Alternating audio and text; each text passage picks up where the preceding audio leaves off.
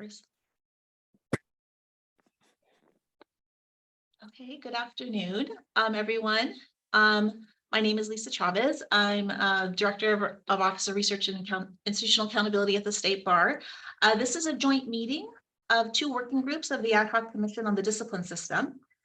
One is the Early Neutral Evaluation Conference Working Group, and the other working group is called the Moral Turpitude Working Group. The chairs of both working groups will be chairing this meeting, and those two chairs are Edward Lear, who's the chair of the ENEC working group, and Sean Saleh, who's the chair of the Moral Turpitude Working Group. First, I'm going to call roll. Edward Lear. Here.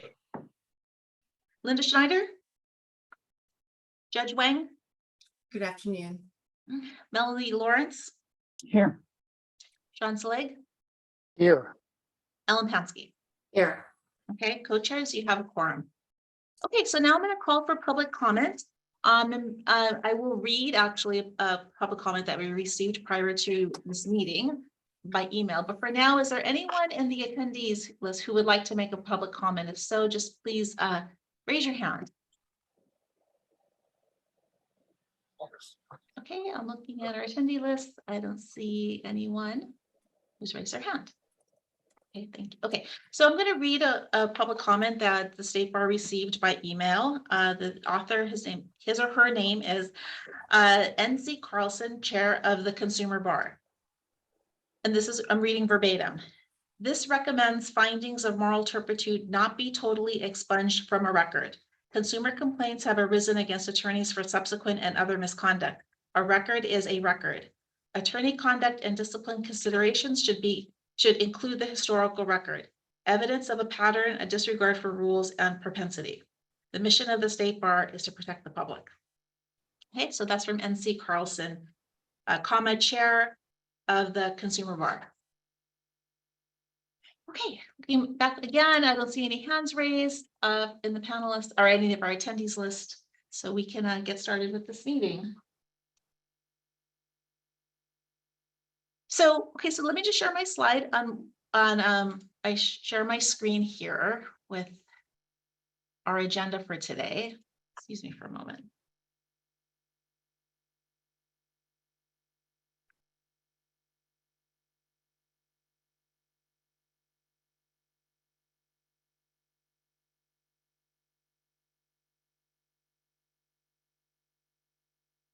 So I recommend that we proceed as follows. That Ellen Pansky and Edward Lear, both from each working group, will present ideas that they have to share with the group with regards to moral turpitude, in particular how this intersects with the topic of the ENEC. And then we can open it up for discussions. And then ultimately the working group, the goal that we should be driving for today is whether to craft a recommendation or not that will be considered for the full ad hoc commission at its last meeting. And the way we would do this is that I would write, if you do come up with a recommendation, staff would write a memo similar to those other memos that we distributed prior to the last meeting that would outline all the issues and make the case for the recommendation. It would include, discussion of pros and cons, etc. Okay, so that's how I recommend how we proceed with today's agenda. Does anyone else have any ideas or thoughts on how we can proceed? Or you'd like to proceed? Yeah.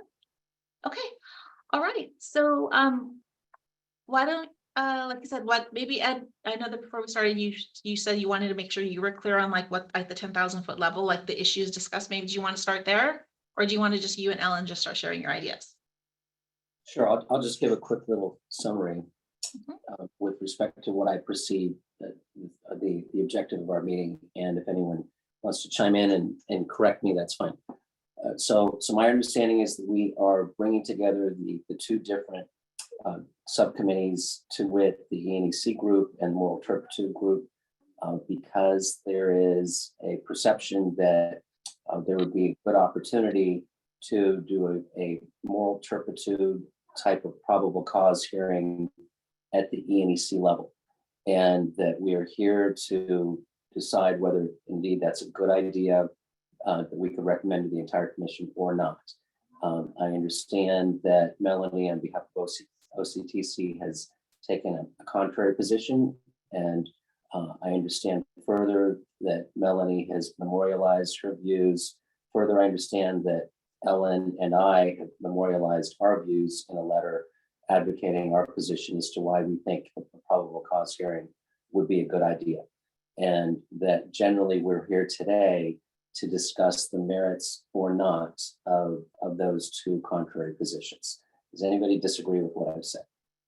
Seeing no disagreement, I would ask Ellen to further articulate the position that she is advocating. Thank you, Ed. Thank you, everybody. So to go back a step, as we may or may not all be aware, earlier in the working group process, there was a memo created and circulated regarding the percentage of cases or recent cases in which moral turpitude had been alleged and dismissed outright by the State Bar Court. And the memo did not identify with particularity, but summarized, I believe it was 12 cases. And when Ed and I, and maybe I in particular, saw that, it was a great surprise because anecdotally, in my own experience and in the experience of many other lawyers who frequently do State Bar defense, there has been a noticeable a rise, I would say, in cases in which either the notice of disciplinary charges was dismissed outright after trial, or if not, all of the moral turpitude counts were dismissed after trial. And so in order to try to figure out why our anecdotal experience was different than the summary that had been provided by staff, I asked members of ADDC to provide specific examples of cases which had either been dismissed outright or in which all of the moral turpitude counts were dismissed after trial. And we did collect 18 examples of such cases. I identified them by case number. I provided them to State Bar staff.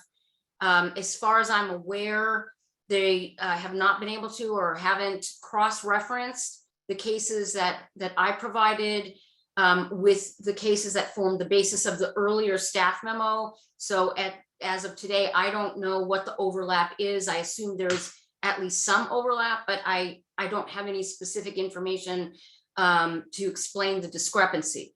But what we do know, and as I summarized in the memo, or Ed and I together put together this memo, there are a significant number of cases where the moral turpitude charges were not proven by the Office of the Chief Trial Counsel, and those counts were dismissed.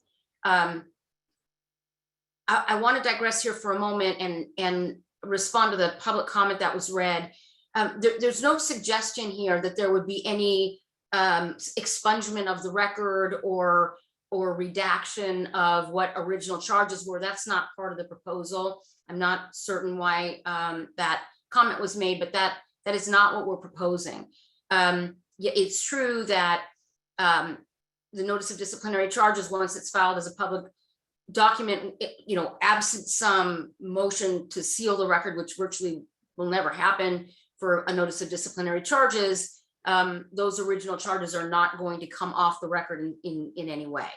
But it is true that, and it is also true that since those charges are posted publicly, particularly in the case where all or a significant number of them are dismissed after hearing, it has a very strong, unmitigated adverse impact upon the respondent. Because anybody looking at that notice is going to see that this lawyer has been accused of moral turpitude, and when it turns out not to be the case, it's impossible to unring that bell. The other issue is the expenditure of resources. I gave the example of 5 specific cases. Each of these cases went to trial. They obviously expended State Bar Court resources in addition to prosecutorial resources and defense resources. And these are cases in which there was no clear and convincing evidence to prove moral turpitude. So from the respondent's bar point of view, this is a legitimate, genuine problem, and it has to be addressed in some way. The reason that the proposal has been made for some sort of interim probable cause hearing or preliminary hearing is twofold. And there is crossover here to the conviction referral cases. The crossover is that if we're talking about felony convictions, that's a completely different universe. And those cases are not within the group of cases that we're discussing here. We're primarily talking about misdemeanor cases, which are those which may or may not involve moral turpitude. Some of these are very, very old. I have had 5 cases. I've been retained in 5 cases over the last 8 or less weeks on misdemeanor convictions. One of them goes back 21 years. A lot of them are very old. And again, once they are posted as a crime that may or may not involve moral turpitude, that is on the attorney's record and it will not come off ever.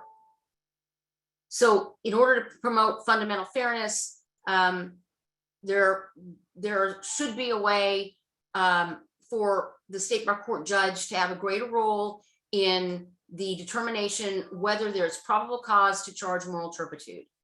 In the ENEC process, it's been pointed out that by definition, the purpose of the ENEC process is to allow the parties an opportunity to hear a judge's independent evaluation of the case.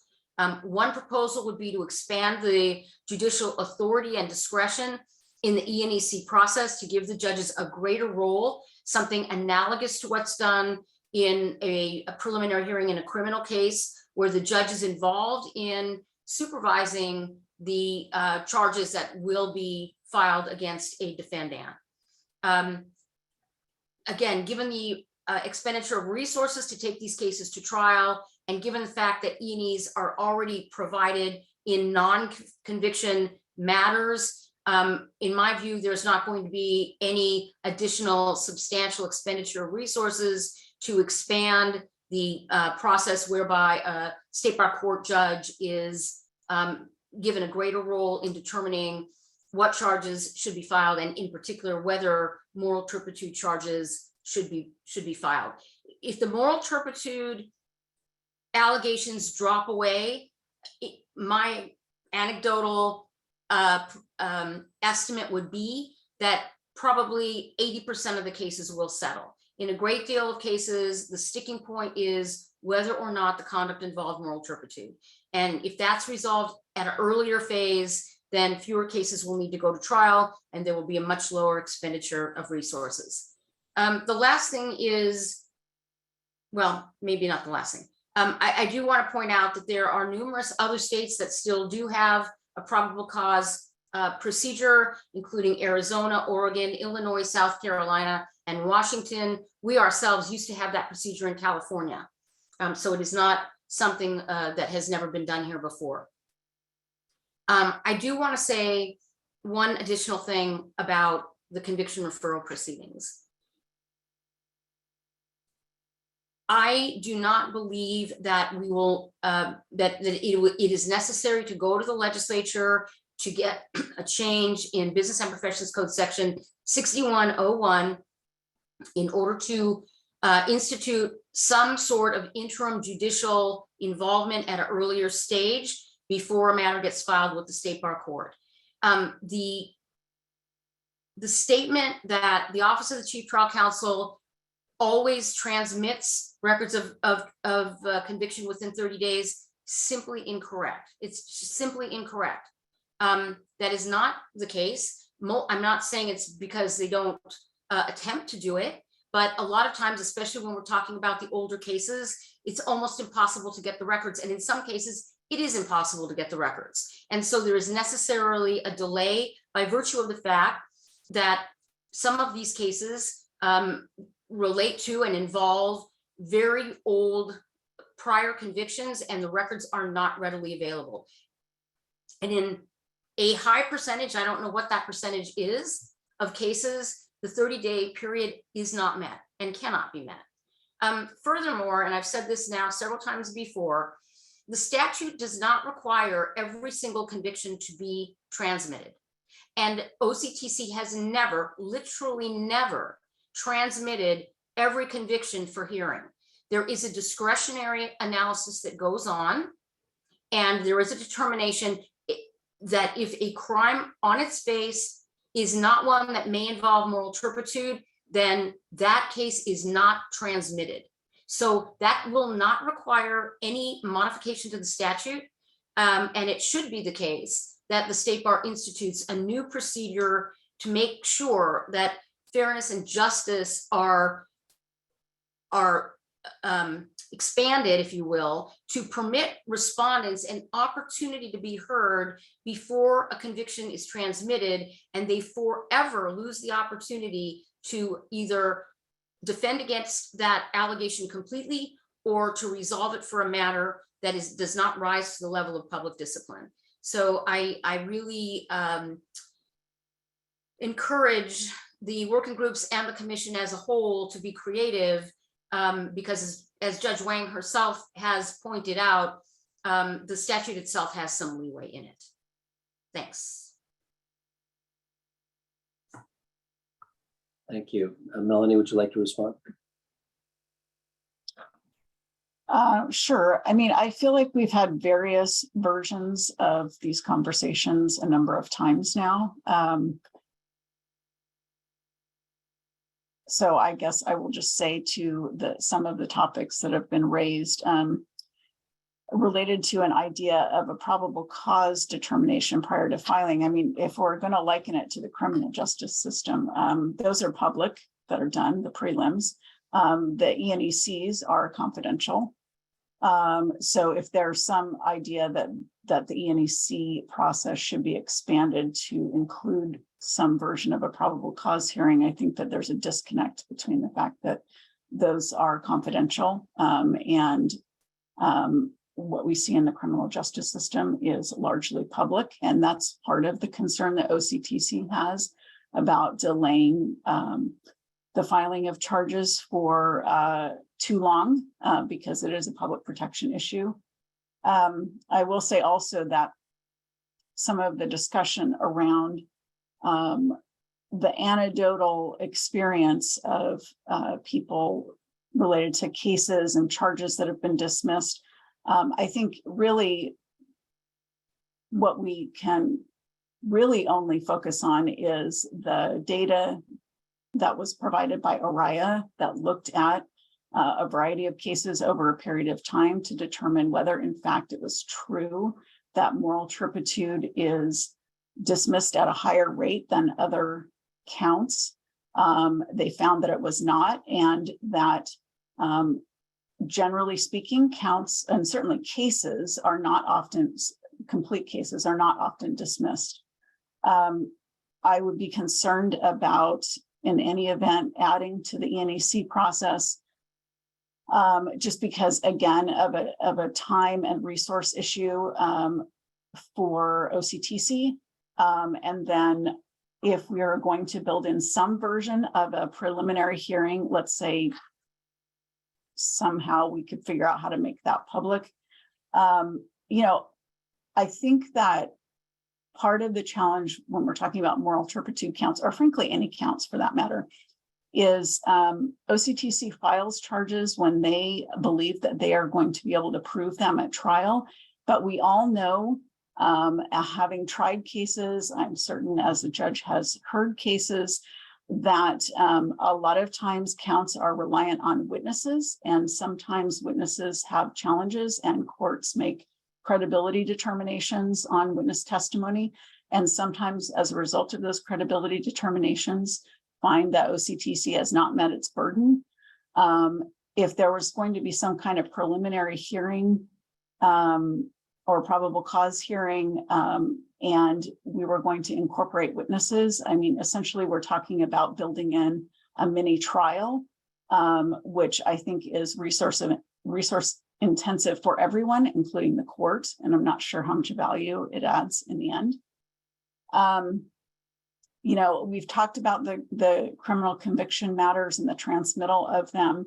I do not disagree with Ellen that OCTC does not transmit every single criminal conviction matter.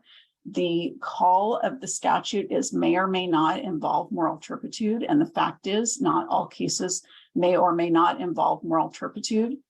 I think that the fact that there are still a number of old cases that are being transmitted are a product of the fingerprinting process.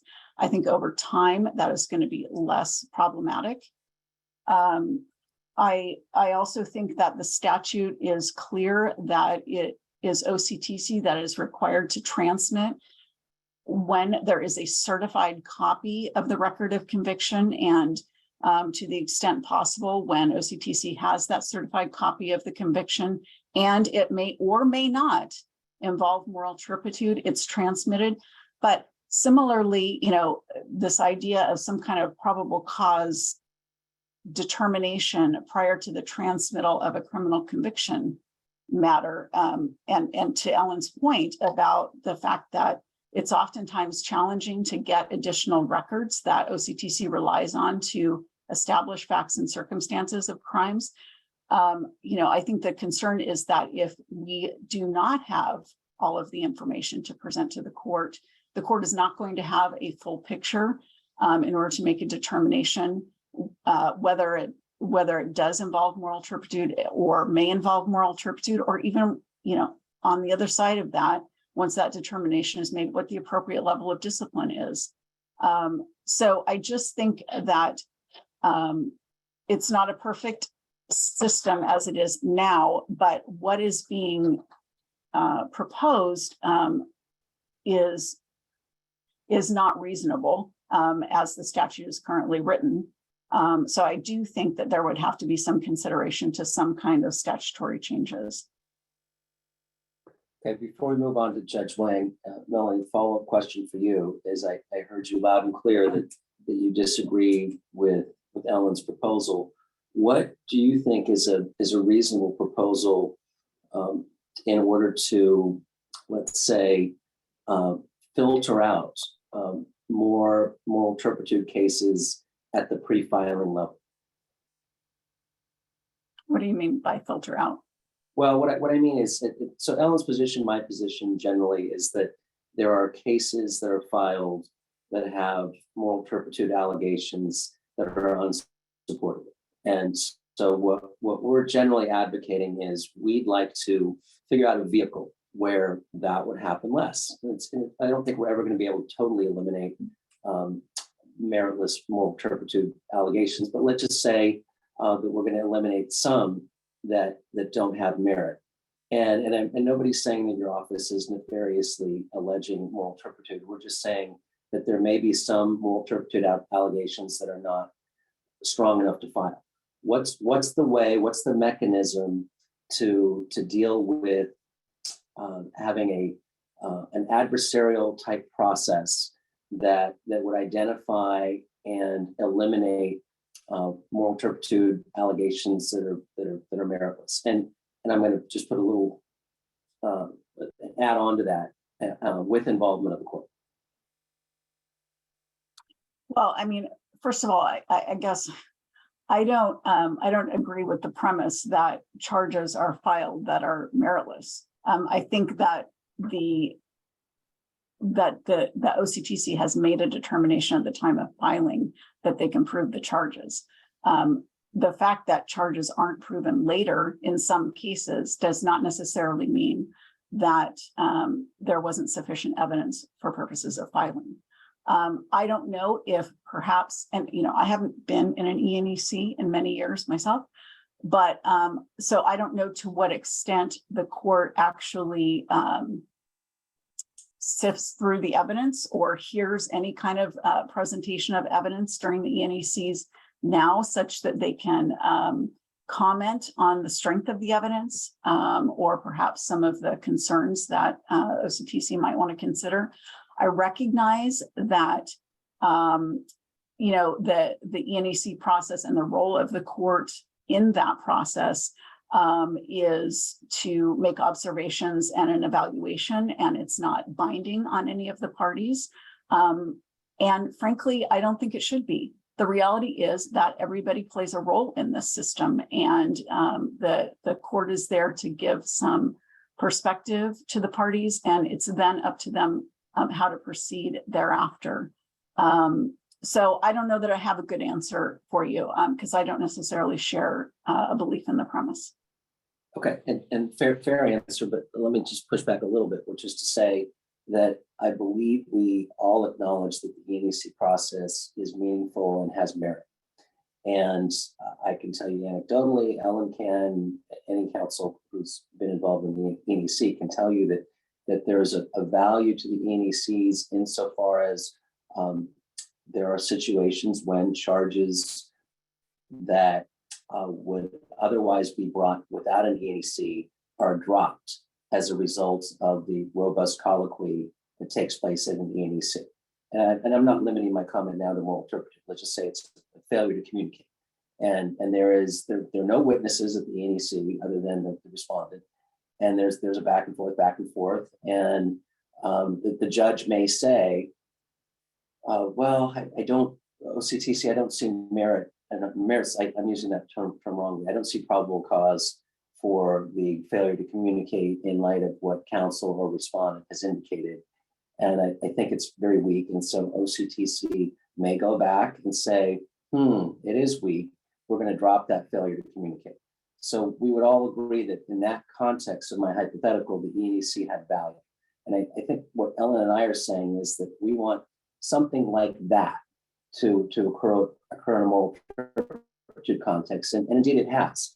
I mean, I've gone to ENECs where the judge has indicated after the back and forth that the moral turpitude charge is really not strong. And OCTC has gone back and contemplated that and then filed an NDC without moral turpitude. So it works on that level. And I think what Ellen and I are trying to say is that we could do better than the infrequent situations where that happens with something like a probable cause hearing. And I'm just asking you generally is how you think we can improve the ENEC process in order to catch more moral turpitude charges before they're filed that in the estimation of defense counsel and the judge do not show probable cause. I hear what you're asking me.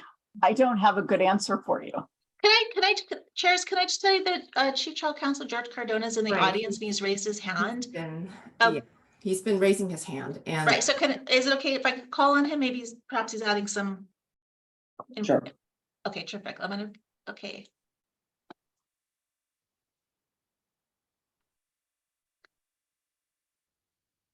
Hi, George. Hi, I apologize. I had raised my hand earlier and some of what I was going to say may have already been said, but I just wanted to point out two things. I mean, Ed, I think your description of the ENEC is entirely apt, and the ENEC serves that purpose, and I think it serves it well. I don't think we should move to what you're essentially proposing, which is a mandatory pre-filing probable cause determination, which has no analog in the criminal system. In the criminal system, charges are filed, and then if it's a felony, there's a preliminary hearing to determine whether there's enough evidence to hold the person for trial. And there's a lesser standard applied at the preliminary hearing than there is at the trial. So it's not clear to me that there's any basis for doing that type of thing.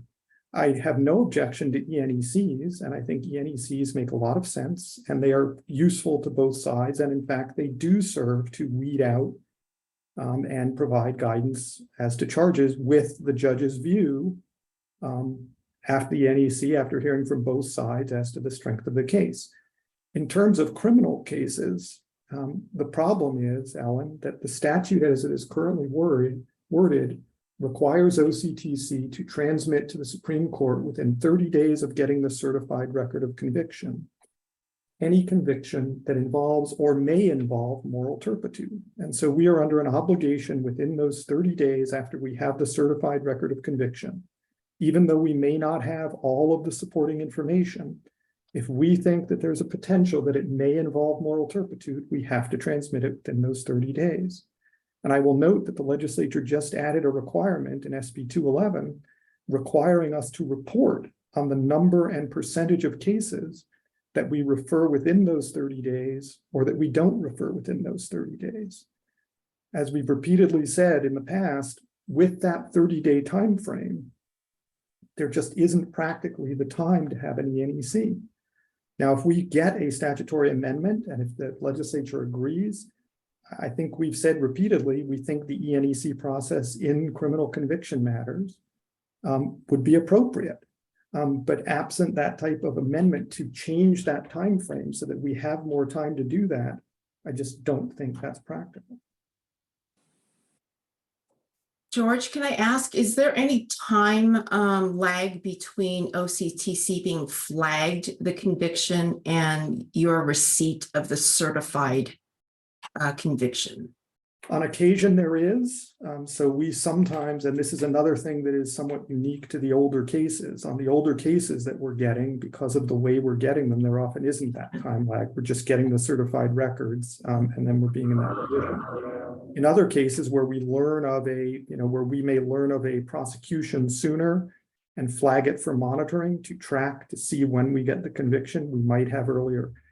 But again, in those circumstances, it would be hard to do an ENEC prior to the conviction, and the certified record of conviction typically follows very shortly after that, because we just don't know what the person will be convicted of until the conviction occurs. And as I said, in most instances, the court is required to send us the certified record of conviction within a very short time frame after the conviction.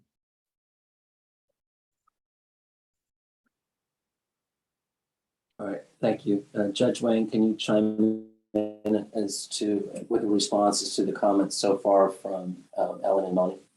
Well, I wanted to kind of catch up because I'm a little bit behind since I'm only on the E&E working group.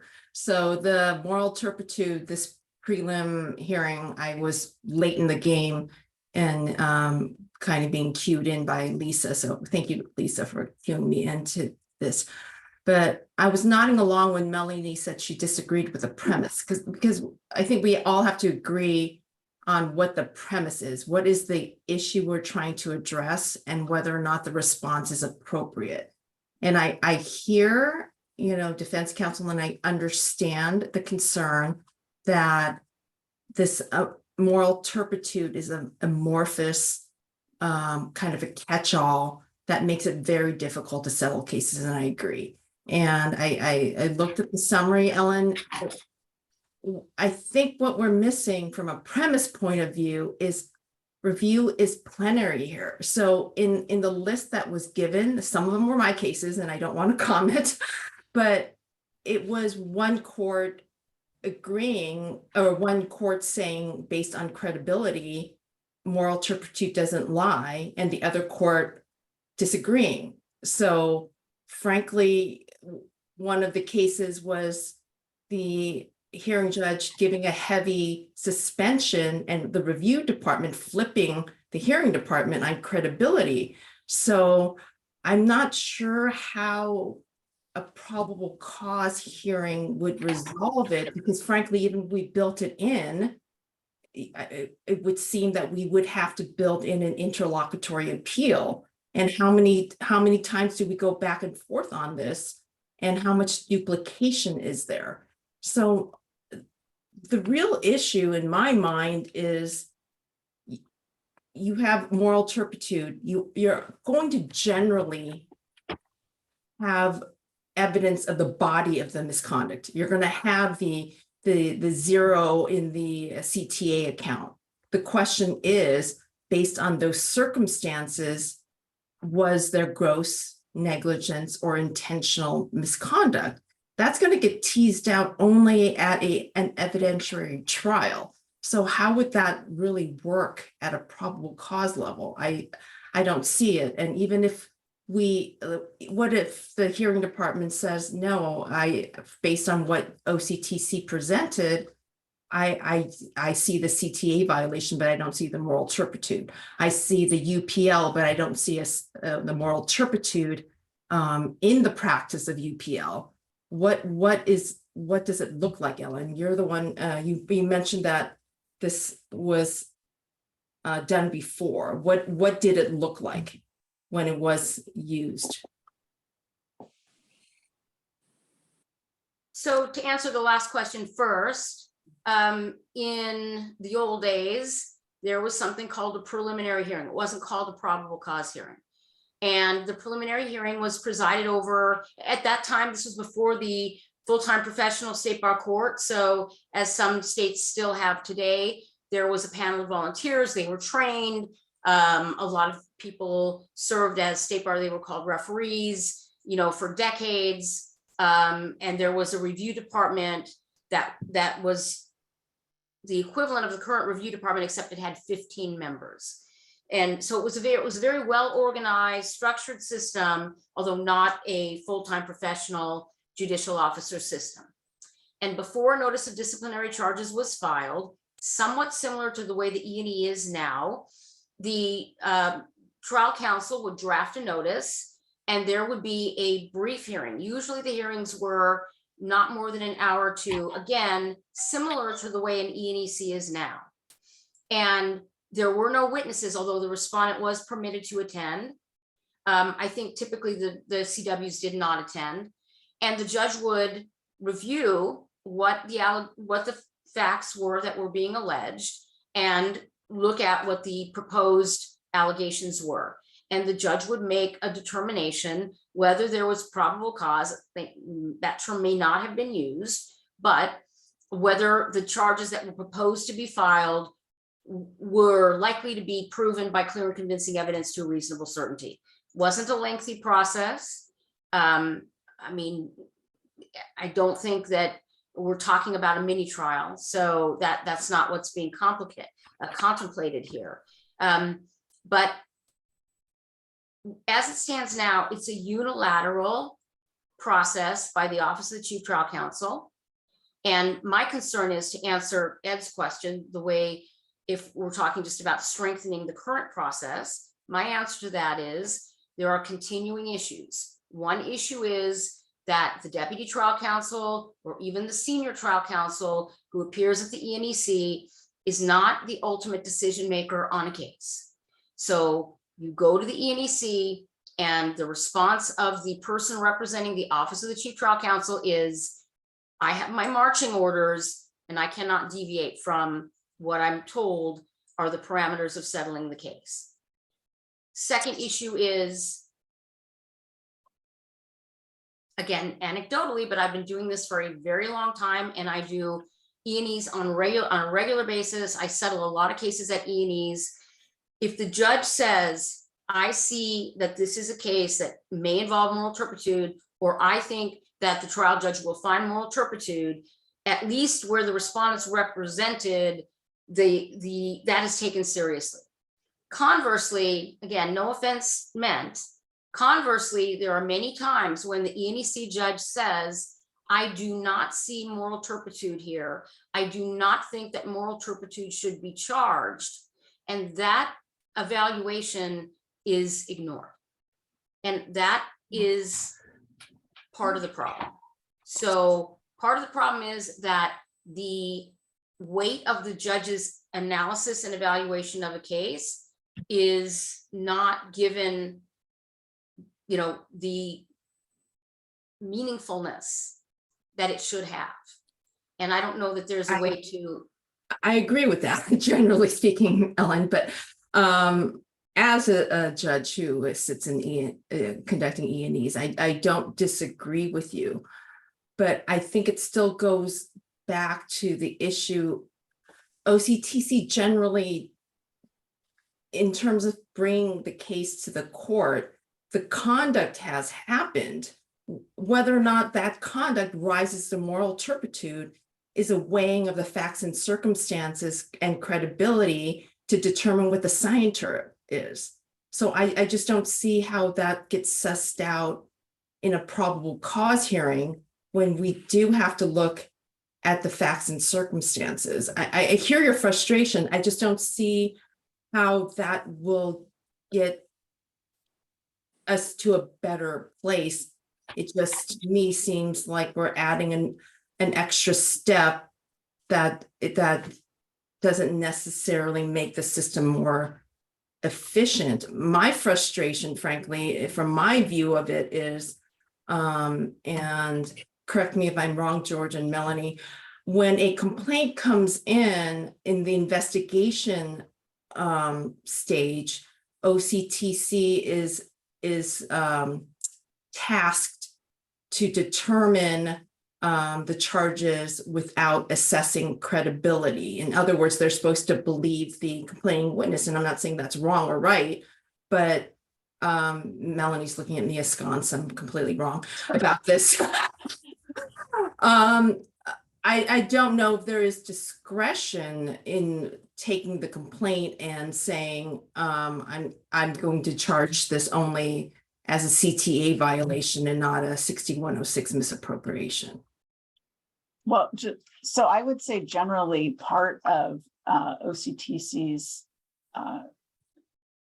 process in any investigation is determining credibility of a number of witnesses, the respondent, the complaining witness. I mean, the people that we're going to have to rely on to actually to prove our case. So certainly there are cases where there are concerns about credibility, where OCTC would choose to not bring particular charges or not bring cases. So that is definitely part of the equation. Let me jump in with a couple hypotheticals. So let's just say that a basis for a moral turpitude charge is a misappropriation in a client trust account. All right, well, the defense counsel, we're not idiots. I mean, we understand that there's a moral turpitude charge there. And in that context, I'm not sure that I would even recommend a probable cause hearing on behalf of my client to the extent that there was an additional expense, because it'll be charged and we're going straight to a mitigation case. But take a different example, which might have happened with one of my clients. I don't specifically remember, but it's a DUI, and respondent, when asked how many drinks, said, "I had a drink, officer," and meanwhile blew a 0.16, and so that was not one drink, that was many drinks. And so in that context, I've heard, and maybe even, I don't think it was charged, but there was at least discussion about a moral turpitude charge there for dishonest conduct. And let's just keep it at a hypothetical and say, so in that context, my guess is that any E&EC judge would say that none of my brethren on the court will ever find moral turpitude in that context. Moral turpitude should not be charged. And so at least in my hypothetical, the probable cause hearing would have value insofar as eliminating the moral turpitude charge in the context of my hypothetical. Any comments on that? I'm a little challenged with the hypothetical, just because you're referring to a DUI case, a criminal conviction matter, and OCTC doesn't charge moral turpitude as a count in criminal conviction matters. So I don't know if what you're talking about is an argument that there's moral turpitude in the facts and circumstances of that particular kind of case. That's where that would arise, that the argument would be that the respondent engaged in dishonest conduct in the facts and circumstances of committing the crime because he lied by saying that he had only had one drink. So, but think of a better one, because now that I'm refreshing my recollection, the issue in that case was dishonest conduct as an aggravating factor. So bad hypothetical. But my point generally is that there's moral turpitude and there's moral turpitude. So the client trust account moral turpitude, there's not much to talk about there. I mean, it's moral turpitude. I'm trying to think of a hypothetical where it's almost so clean cut that any E&EC judge would say, no, don't proceed on that. It doesn't make any sense. And that's the one, and where at times OCTC may say, well, we disagree with you and we do want to proceed. And Ellen and I are really focused on that type of hypothetical, which is, it's just not a strong there's no probable cause for the moral turpitude. How do we catch that at the ENEC level when the judge says it's not strong, you don't proceed, and OCTC proceeds anyway? That's really. Thank you. Thank you, Ed. Chief Trial Counsel has his hand up. Can I call on him, please? Yes. Okay, thank you. Go ahead, George. So Ed, I take your hypothetical, and this is, part of the concept of kind of separation.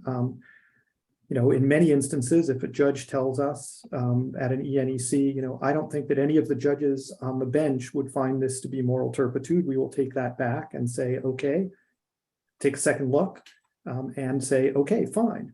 Well, look, we've got that now. That's new input. We'll back off it. On the other hand, there can be situations where the law is undeveloped, where there haven't been review department decisions or Supreme Court decisions. And it's a valid legal question as to whether or not those particular facts warrant a finding of moral turpitude. And in those situations, we might say, okay, despite being told this, we think that based on the case law and based on development of the case law, this is something that might in fact be moral turpitude. And we believe it's worth pushing forward and seeing if the law in fact develops that way. That is a natural consequence. That doesn't mean that either side has been wrong or that we are ignoring the court. It's simply a disagreement as to what constitutes moral turpitude and pursuing the charge in this particular case with the understanding that, this is how case law develops. So I don't think there's anything wrong with this. And I think this demonstrates, what I think we've been saying, which is I think the ENEC process, and we've had these conversations, just had another conversation in the last bench bar meeting about the importance of ENECs and ensuring that OCTC attorneys present at those have authority and are in fact willing and able to proceed with settlement, even if not at the ENEC itself, by taking the message back and conveying it and working there. But I think it's a system that works. And it's not clear to me, for all the reasons Judge Wang gave and that Melanie gave in her response to Ellen's proposal, it's not clear to me that there is a better system that won't result in duplication of effort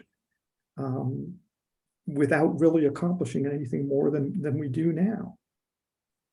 Well, let me thank you for that, and I do understand and appreciate in your hypothetical that it makes sense. It may make sense for OCTC to proceed. But let me give you another one that's not so hypothetical because it actually happened, and it still makes me mad. And that is a situation in which I had a respondent who was in the ADP process, application process, and ultimately was denied admission to ADP because of a moral turpitude charge.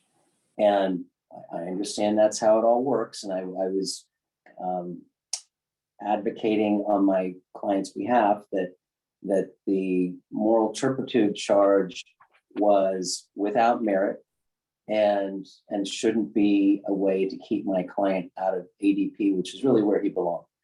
And then judge disagreed with me. It's not the first time. And the matter went back to regular proceedings. When we were in regular proceedings, I negotiated a resolution for my client that included eliminating the moral turpitude charge. And so you can almost sense my frustration even now, which is, all right, my client should have been in ADP. The moral turpitude charge never should have been there. I asked for a probable cause hearing at the ADP level in order to get my client into the program. The judge, I think, correctly said, there's no mechanism for that. How do I do that? What do I do? Sorry. And so then, it was challenging because in my mind, in that context, OCTC had this unilateral way to allege a moral turpitude charge, and then later, as things played out, back down. And so taking my hypothetical, which is not so hypothetical, and playing it out, if there had been a probable cause hearing to suss out the moral turpitude charge, my client would be in ADP today, which is where he belongs. So that's my real world motivation to make the system better. Comments? Ed, yes, Ed, this is why I wanted to start with what is the premise? What is the issue we're trying to address? And what is the appropriate solution? I agree with you with ADP, Ed. I've been suggesting that we revamp ADP since I began. I think the rules can be changed, and in situations where I am the ADP judge and there is an issue with regards to eligibility, I have asked the parties to brief that, and OCTC, at least up to now, have not beefed me on that. And I let them brief it, and then I determine if they're ineligible under 5.382. But I do think the ADP statute needs to be amended. It needs to clearly say, as the movement, this is what the respondent needs to show. They need to show nexus, and they need to enter LAP. They have to, the burden by preponderance, or whatever you want to set it at. And then for the grounds of ineligibility, then the OCTC must prove by clear and convincing evidence the following, and boom, boom, boom. They have to show that this is one in which it involves moral turpitude or involves a significant harm. But I agree that that is an issue.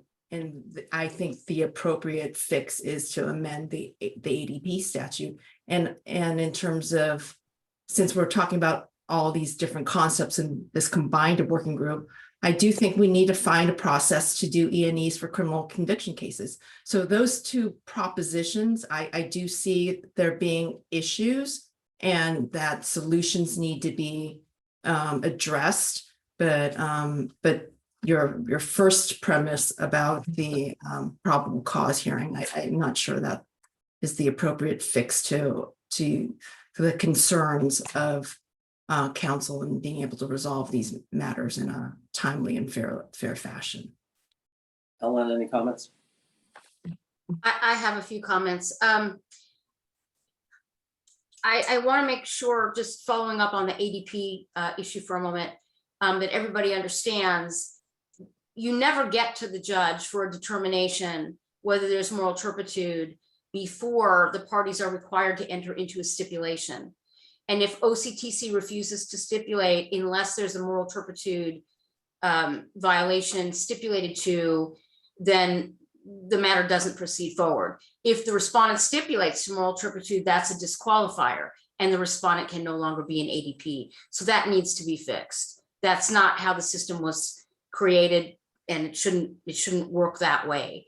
Obviously, as a first step, the respondent has to prove that there's a nexus between the misconduct and whatever the underlying cause is, whether it's substance abuse or oftentimes it's a mental health issue. But once that nexus has been established, then it cannot be that one side can prevent the respondent from going into ADP unless they stipulate to either a set of facts, some of which are disputed, or that they have to stipulate to moral turpitude, which means they can't stay in ADP anyway.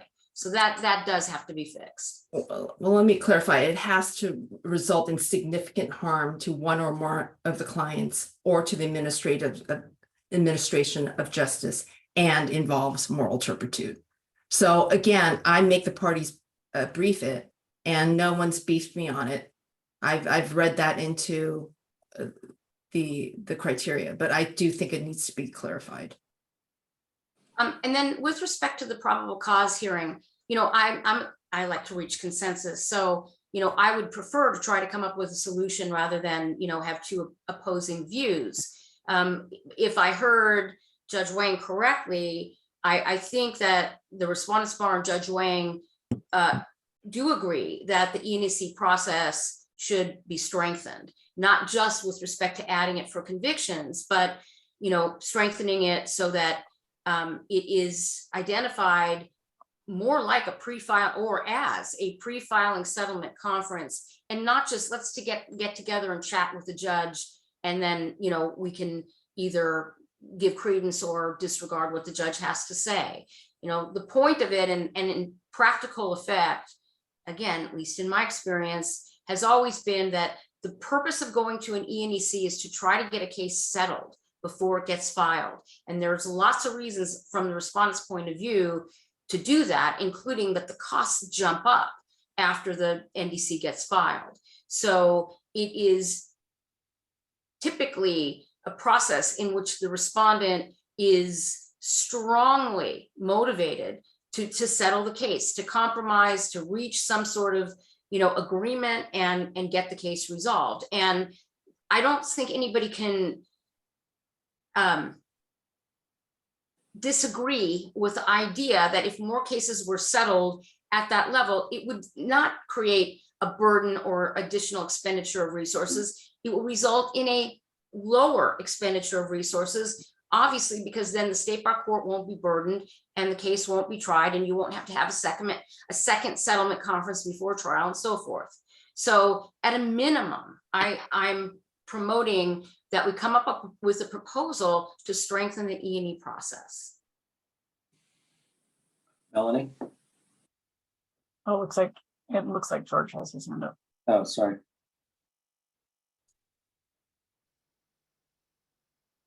Can I talk? I think it's a yes, George. So Ellen, I guess I'm just not sure what you mean by strengthen it. I mean, Melanie can chime in too, but I mean, I think we do view the ENEC as a settlement conference. I mean, that's a time when we are motivated to settle as well. I guess I'm not quite sure what you're looking for in terms of strengthen the process. Well, George, I'm not trying to be a contrarian, but the fact is that many times, if not more than half of the time, people from your office come to the ENEC and they say, this is not a settlement conference. This is just for us to hear what the judge has to say. And when the judge tries to use the vernacular, broker a deal, it's often the case that the respondent is willing to compromise and your office is not. And they go away and they say, we're filing this notice as drafted. And oftentimes it's the next day. So Ellen, there may be cases like that. There may be cases. George, I just have to tell you, anecdotally, it's not working the way it should. And again, I understand anecdotal. And, you know, that's one thing to look at, and I will try to talk to our office. But I mean, I just want to let everybody know there are going to be cases where we simply don't agree on a compromise, in which case we will proceed with filing. But, you know, to the extent the issue is the ENEC isn't being treated appropriately as a settlement conference, okay, we can address that. And, you know, we can work within our office to try and make sure that it is treated more as a settlement conference, which it should be. Melanie? Yeah, I mean, Ellen, I think whether you call it a pre-filing settlement conference or an ENEC, I don't know if changing the name would advance your cause. But I suppose that's something that we could consider. I just think that whatever comes out of it cannot be binding on any party, in the sense that I don't think it's the role of the court at that place to say, OCTC, you must do X, Y, and Z, or respondent, you must do X, Y, and Z. I just don't think that's the role of the court there. The role of the court is to hopefully broker a deal if we can. And if we can't, then the court is going to have an opportunity later on to make a determination about whether or not OCTC has proven its case and what the appropriate level of discipline is. I will say, and I said earlier that it's been a while since I've been in an ENEC, and perhaps, you know, they've changed, or maybe Judge Wang, maybe you do them differently, but I know that my experience had been, and I don't think it's uncommon, that when the parties go into an ENEC, that the conversation is, well, what's the level of discipline? What can we get to? Without having a real conversation about what are the facts? What are the violations that can be proven? What are the aggravating and mitigating circumstances so that we can then get to a level of discipline? And what happens with that is then OCTC walks out of there. Let's say they've settled on a public reproval, and now they have to fashion a stipulation that sometimes is like trying to fit a square peg into a round hole, because that meaningful conversation about what are the actual facts that the respondent's going to stipulate to, what are the conclusions of law and aggravating mitigating circumstances have not been part of the discussion. So I think that, you know, if that goes on at all still, then yes, the ENEC process can be much more meaningful.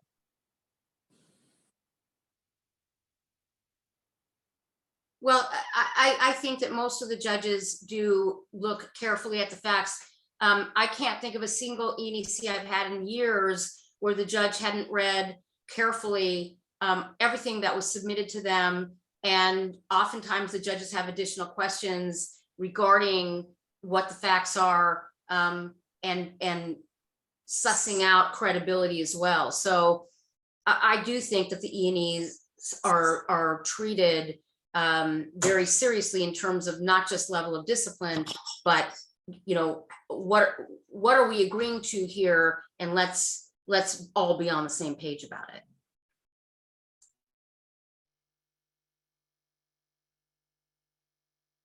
I think we all try. I'm not suggesting.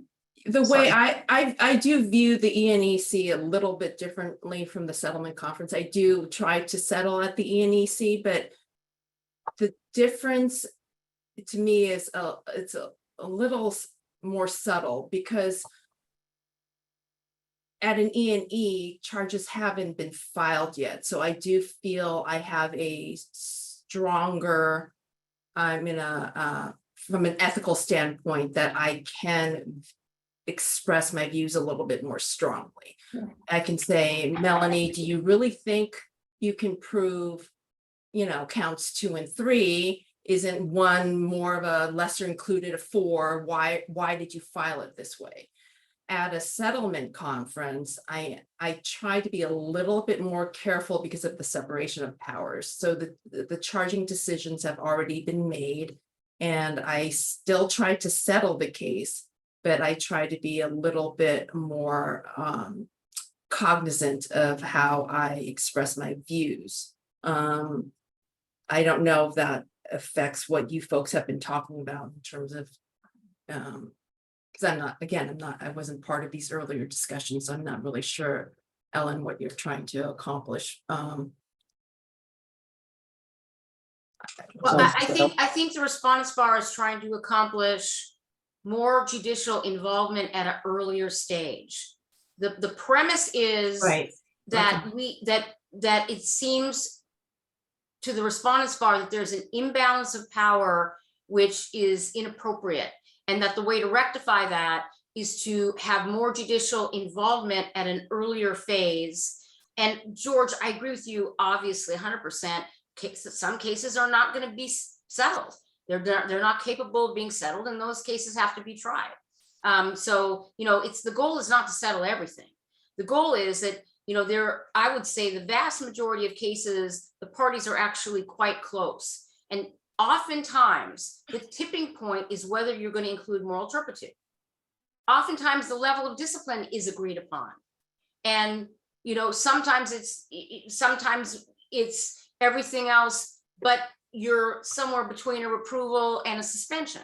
So, you know, in most of these cases, the cases I think are susceptible to settlement. And it's just putting in place a stronger vehicle to promote settlement. Well, and I would add to Ellen's comment just a little bit by saying the goal clearly is more judicial involvement and earlier stage in the evolution of the case, but also more import from the judicial evaluation with respect to OCTC's response and reaction.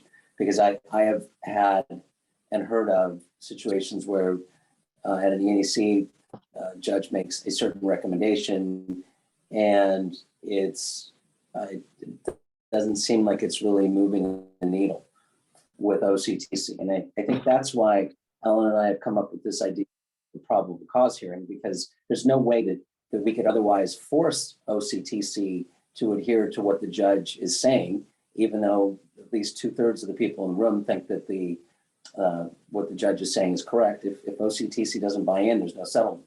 And so the idea of a probable cause hearing would be something more binding than the judge just saying, I think a public approval is the appropriate level of discipline in this case, and OCTC sticking to its guns and saying, no, it's a 1-year actual. And of course, that's going to happen no matter what we figure out here today, if anything. But we're trying to limit the number of times that happens. And that's really I just don't see how we can build that in without interlocutory review, and Ed and Ellen, frankly. I mean, the review flips us all the time. It's plenary. I mean, the OCTC, if I threw it out, they would just, they would file for an interlock. And I don't see how we could not build that in, since review is plenary. It's supreme, we're all paralegals of the Supreme Court. I say that to everyone all the time. I know what I am. I'm not the final word for anything. So I hear your frustration, and I feel it too. I had a settlement with Ellen a couple of weeks ago where I'm like, you shouldn't even file this. This is ridiculous.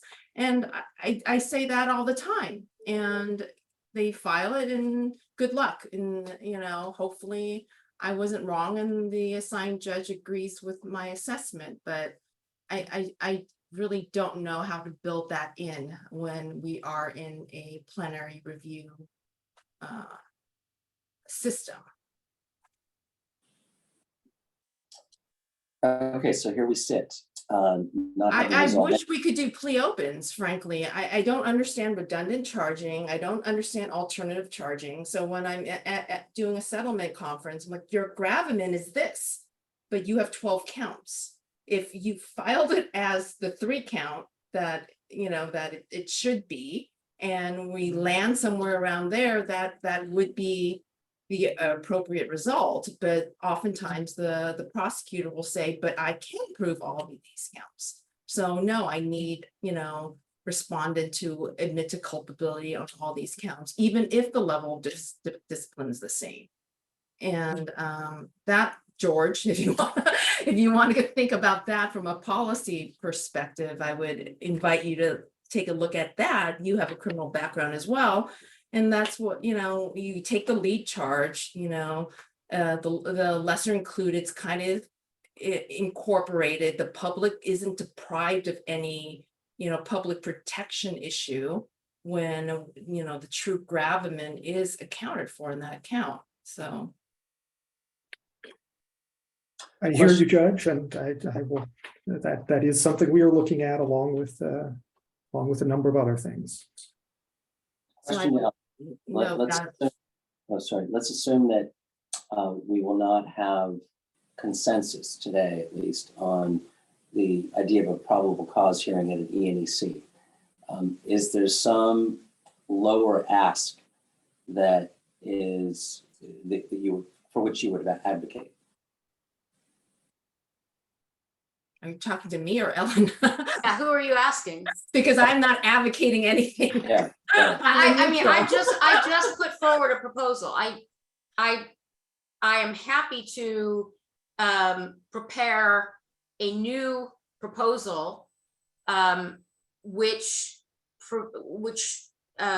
promotes the strengthening of the ENEC process, which permits for more judicial involvement and participation, and which grants to the court a greater supervisory role in determining how the ENEC shall be conducted, how many sessions shall occur, and I hear some willingness from Melanie and George to consider strengthening that process. I personally think that calling it a settlement conference might be more productive, but I agree that the name is not significant. So maybe we can work together on something. Okay, so I think we all agree with you, Ellen, on that. And yes, you did say that before, but I think the devil is in the details. What does that really mean? I mean, it's easy to say, let's give the court more involvement, but what is that? What's the form that takes? I think George knows more. So I was, Ed, I was going to say the same thing. I mean, I think, you know, the issue is exactly what the proposal is and how the details work. And what the involvement is. And, you know, the other factor, and I hate to be the one that brings this up, but this also affects time. Time to charging, which is in fact, you know, one of the things that the legislature takes us to task on. And so in addition to this, you know, we need to build in a system that is efficient and will not unduly delay filing where in fact a determination is made that filing is appropriate. So, I mean, with all those things in mind, Ellen, if you want to put something together, we're happy to take a look at it. But as Ed said, I think, you know, the devil is in the details. Well, I'm happy to make an attempt. It would be good if it could be a collaborative effort. I think that it's a perennial problem with the California State Bar. A complaint comes in the door, at least 6 months are afforded to the investigative process. I don't see any reason why the State Bar can't gather all the evidence it needs in the investigative process. It should be done before a notice of disciplinary charges is drafted. By the time the notice is drafted, the State Bar should have a pretty good idea what the facts are and what it can prove by clear and convincing evidence. So I don't agree that it's going to build a great deal of additional delay into the system. But rather than just arguing around it, you know, repeatedly, I'm more than happy to put pen to paper and circulate it. And, you know, if it's something that, you know, Judge Wang or any of the other judges and OCTC, you know, are willing to work towards a common goal, again, the premise being that it will ultimately save resources to have a stronger pre-filing settlement system in place. That's the goal. Ellen, can I ask, did the State Bar Court ever have summary judgment motions? Was there ever an opportunity to do that? No. I don't know, maybe that's the answer, not a probable cause hearing, but you know, summary judgment motion. I don't know. I don't know if that makes more sense or less sense. George has his hand up. But that's what I mean. I'm not sure that your that proposition really answers what you know, your concerns are. I think, you know, policy change within, you know, the State Bar, if that's something OCTC is willing to take a look at. I don't know, expand the basis to file motions to dismiss versus the, you know, the 5.124, you know, grounds. Perhaps there are greater grounds in the criminal justice system. There's the interest of justice. You know, you can, you know, my client is dying, and you know, this is whatever the circumstances. There's a question of his intent. I don't know if those you know, other methods are more appropriate to address. And I do think we can address the ADP in a pretty easy fix. I really do think there needs to be a step there that's missing in the rules. And then I'm gonna circle back to George in terms of the criminal convictions. When your office knows that you are taking a look at a criminal case, is there any downside to sending a letter to the respondent saying we're taking a look at this conviction, we're gathering the records, if you want an E&E, fill out this form? What is there a downside to that? So, Or Melanie? yeah. So I wish it was that easy. I think that the challenge is that again, a lot of times it takes a fair amount of time for us to even collect enough information. But Yeah. you just know this is out there. You just know because we have the deposition rule. I mean, you Right. guys are hamstrung too. So Right. this is like a complaint would come in from a complainant in an O case saying this is what, Ms. Wang did. And then you go through that process. So wouldn't that kind of be analogous? You know that there's this thing out there and you're gathering the information. So here's a chance to come and do an E&E, even if you're not fully ready at that point. Yeah, I mean, the problem is that we won't know what the information is that underlies the conviction until we've gathered the records, and that's often what we don't have originally. In other words, we'll get the bare record. So just Because give you isn't that an enough example. to do the E&E? Because oftentimes you guys don't have it at all. Correct. And I you mean, go but to trial without a complainant and without a police report. yeah, but that's gonna vary. So there might be cases in which that would make sense when we have some information and some idea as to what the conviction is and what the issues are. In other cases, we're not going to know, whether there is or whether there are not facts, relevant facts, until we get something that has those facts. And in some cases, we won't get those. And in those cases, then there just has to be a decision on the face of the conviction. So Judge, I guess what I'm saying is I'm not ruling it out. It's just, I'm not sure how many cases we have that would make sense in. Well, I would think the newer, I understand the fingerprinting cases that hopefully we're making our way through. I have a 2014 DUI right now, by the way. Well, there's a 2000 DUI working its way through the system. So right. So I with the newer ones, I don't. The newer ones, I think, will be easier. And so I really don't think we should base what we're doing on kind of the anecdotal evidence regarding the older cases, which I think are kind of a unique circumstance that hopefully we will get past, not in the immediate future, but in the near future. And then be back to more normal with the newer cases where many of the issues we face in the older cases aren't there. And we'll go back and look at kind of how the newer cases are coming in and see. I take your point, and maybe there is a stage earlier in when we become aware of them that might be appropriate. That won't cover all of them because sometimes we don't learn about them until we actually get the certified record of conviction that the court sends us. But there are others that we learn about earlier, and maybe there is a time in there where we could see if there's something we could do. I'd like to do a little time check here. It's now 2:22 and this meeting's scheduled to end at 3 o'clock. So I'm just flagging that for our two chairs. Thank you. Okay, well, I think we're close to end as it stands in light of Ellen's comment that she's proposing a collaborative effort to come up with come up with a solution that includes more judicial involvement.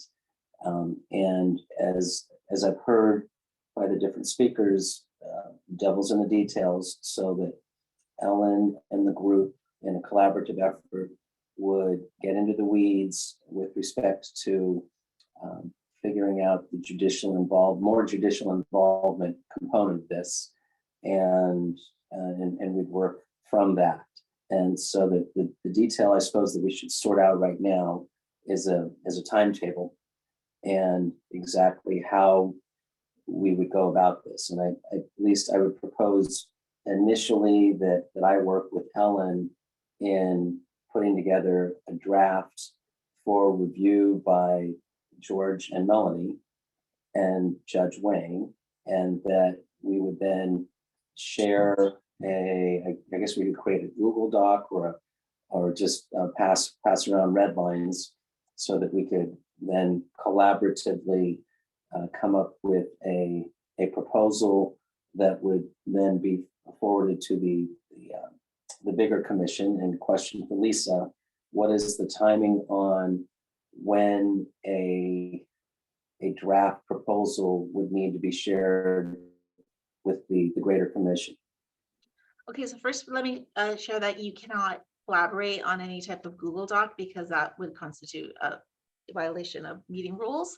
It's seen like a meeting, so we'd have to figure that piece out. I think other groups, working groups instead, have just chosen like one person from each side of an issue to work together to come up with a recommendation. And second, I just want to share that just as really at a very high level, all the recommendations that either other working groups have put forward have been written very generally. And what I'm hearing here is like kind of like a very extensive recommendation with lots of We're details. legislating, right, we're legislating. Right, and I'm not sure if that's necessarily some, I mean, Sean, can you chime in here because you're very familiar with all of the whole package of recommendations that have already been passed, but they're just very general. And I just don't see how, I'm not sure if that was necessarily the intention for a working group to like flesh out all those details in the form of recommendation. So that's another point I'll make. And then with regards, the third point I'll make is that we're still trying to schedule that last meeting for the ad hoc commission of the group, and they're looking to meet in the last 2 weeks of August. And so we have to agendize the meeting around 10 days before that, and shortly thereafter post a memo that summarizes all the issues along with the recommendations, so people have plenty of time to review. Great. Well, so yeah, I will chime in. Lisa, I think you're, I can't remember. I think you're right. Yes, the proposals have been relatively general. And so I suppose one option could be if there's consensus among this group, meaning really by which I mean Defense Council and OCTC, that they want a process to work on developing some way to have further judicial involvement at the earlier stages, then that could be a proposed recommendation. I would just, so that could certainly be a proposed recommendation. Putting that to one side, if there are other recommendations, I think they just should be realistic. In other words, they can be general. We don't have to work out every last detail, because if the board adopts a concept in principle, then it can identify a smaller group of people to work out the details, whoever that could be, staff, it could be another subcommittee, it could be, who knows, could be, there's any number of ways the board could approach it. So I think Lisa's right. And also we have to remember, we're really at the end of this process. We're working to schedule our last commission meeting. So if we want to propose a recommendation to the commission, I think this is the time to nail it down. We're really running out of time.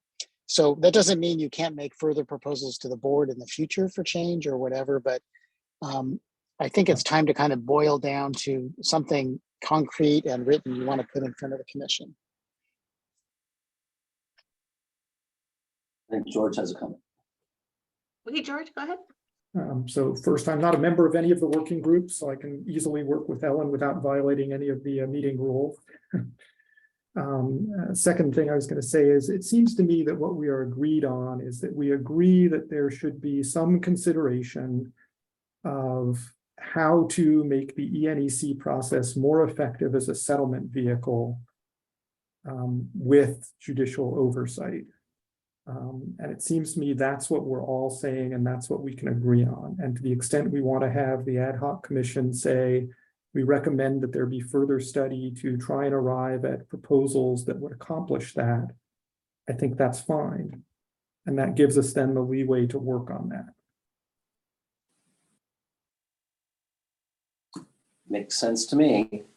So with the meeting coming up, the full commission meeting coming up end of August, then I suppose the takeaway here is that Ellen and George work on making a proposal. That proposal be general, yet maybe a little more detailed than just a comment of saying we all agree that there should be more judicial involvement at the early stages of a state bar matter. Well, we agree that the ENEC process should be a better mechanism for early settlement of cases with judicial involvement. The timing, I'm not sure there's a point in time where that makes more sense because, we're not going to know, and the other side isn't going to know what charges we're proposing until the point we're at already, which is when we get to the ENEC. It's not clear that there's a basis for moving that up in the process.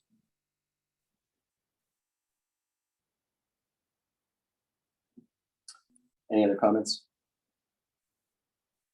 I have George, I'll be happy to Right. work with you on that. I have a rewrite to the ADP rule if you want it. It's been burning in my hard drive for years. Yes, Good.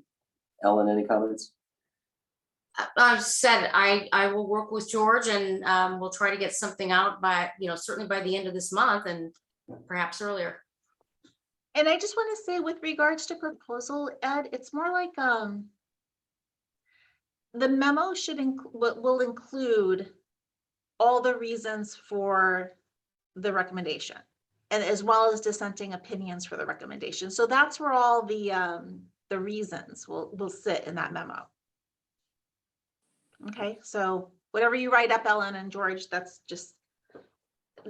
where it will go ultimately. That material will go in the memo that is given to the entire ad hoc commission.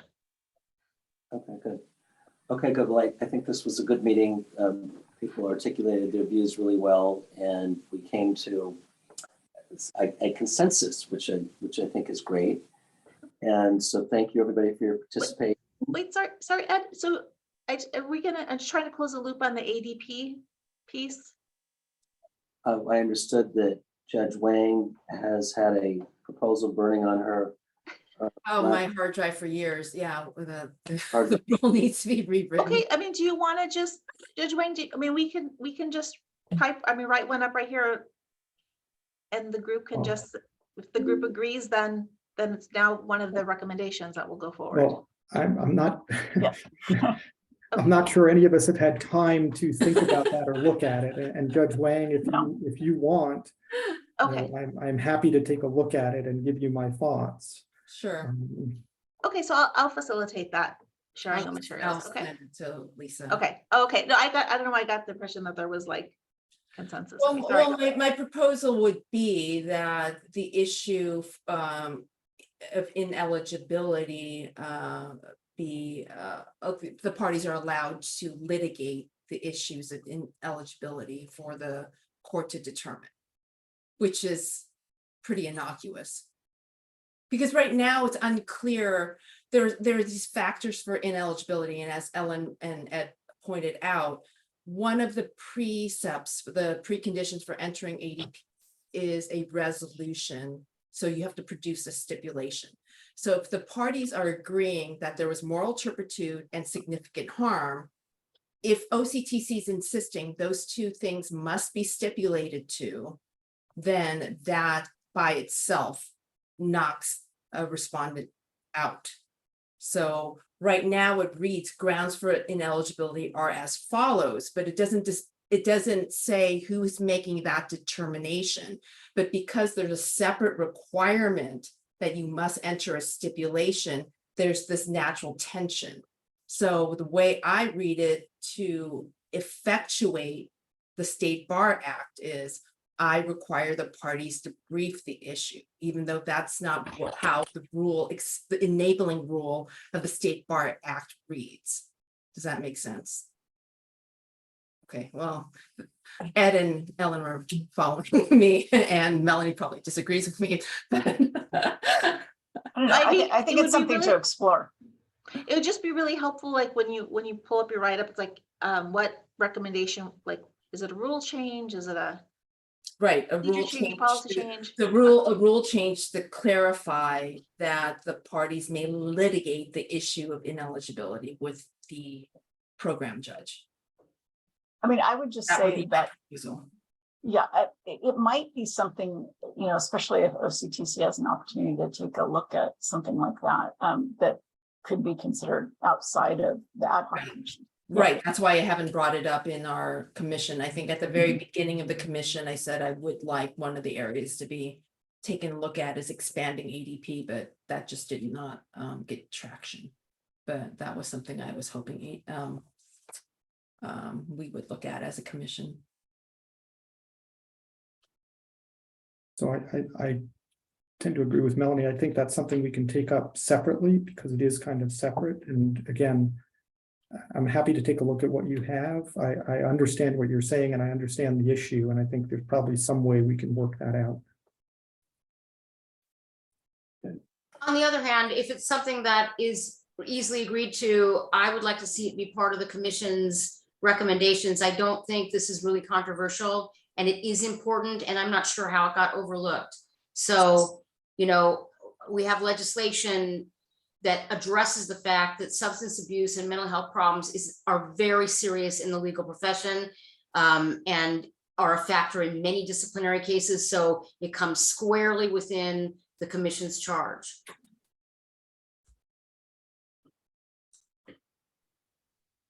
Okay. Does anybody else have anything else to add? Oops. Anybody have anything else to add? No. Okay. Okay. Thank you. Lisa, any closing comments? I know I'll be following up with Ellen and Judge Wayne. Okay. All right. Thank you, everybody, and have a nice weekend. Thank you. Okay, thank you.